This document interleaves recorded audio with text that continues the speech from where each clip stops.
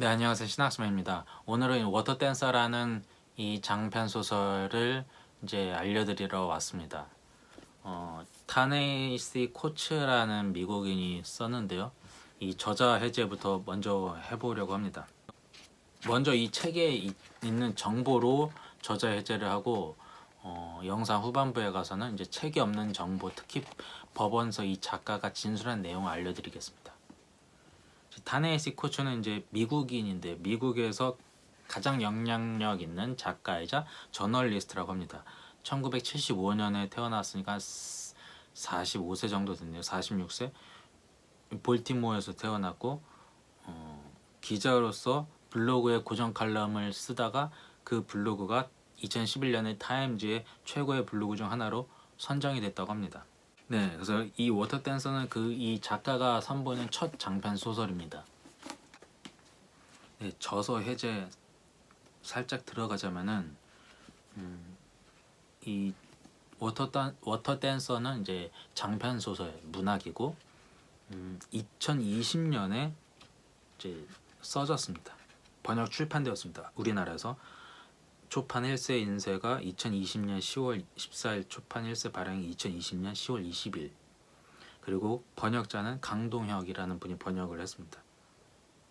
그래서 출판사는 다산북스 출판사입니다. 그 출판사는 이제 파주에 위치하고 있습니다. 이 작중 배경지는 미국이고 작중 배경 시기는 노예제도가 있던 시기입니다. 그래서 책은 545페이지까지 되어 있고 한국에서 약 17,000원에 구입할 수 있습니다. 타네이시 코츠가 10년 동안 무려 10년 동안 집필한 작품입니다. 10년 동안 연구하고 그래서 이제 완성된 작품인데요. 제목이 워터댄서거든요. 왜 워터댄서냐? 이제 작가가 말하기를 최종 편집에 들어가기 전에 마지막 정리할 때 사람들이 이 소설 세계관에 몰입할 수 있는 방법을 연구하다가 아프리카계 미국인들의 음악과 춤을 보고 그 워터댄서라는 이 단어가 떠올랐다고 합니다. 그래서 워터댄서라고 지었다고 합니다. 이제 워터댄서 이 책 주제는 이제 기억과 그 기억의 무게가 중심이 되는 이야기입니다. 하이람이라는 이제 흑인이 주인공인데요. 이 하이람이라는 주인공은 기억력이 굉장히 좋습니다. 사소한 거 하나하나 다 기억합니다.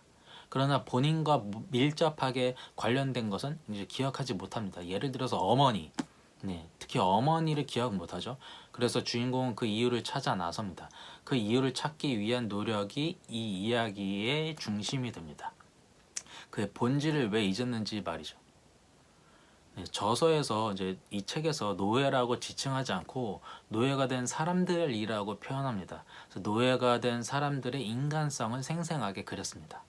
그래서 이 책에서 노예 제도는 타인이 저질렀다는 것을 말하고 있습니다. 주인공 하이람과 소피아는 이제 노예가 되었는데 타인이 만든 제도에 의해 이제 노예가 된 것이고 이제 거기로부터 탈출하려고 합니다.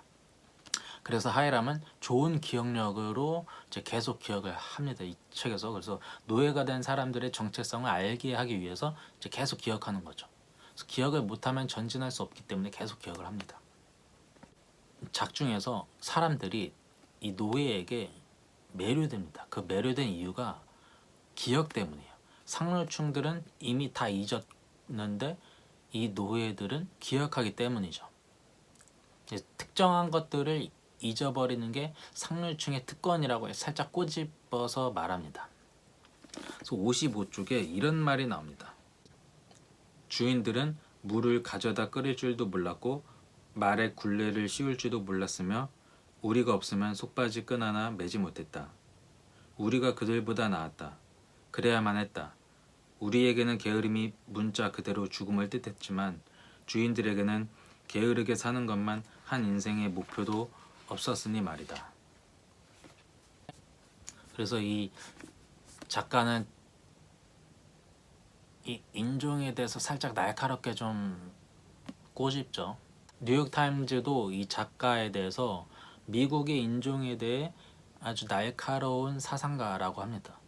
그래서 2014년 디 애틀랜틱 노예 배상에 관해 논설을 썼고 그러니까 작년 2020년 6월에 미국 하원 법사위원회에서 배상 제한을 위해 멋진 진술을 했습니다. 마지막에 이런 말을 합니다. 배상의 본질은 손해에 대한 보상과 구제이지만 시민권의 문제이기도 하다.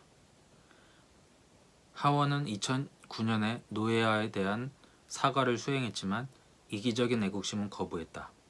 한 국가에 공과 과가 모두 있다는 점을 생각한다면 토머스 제퍼슨이 중요하듯이 셀리 해밍스도 중요하고 디데이가 중요하다면 블랙 월스트리트도 중요하고 벨리 포즈가 중요하면 포트 필로우도 중요하다.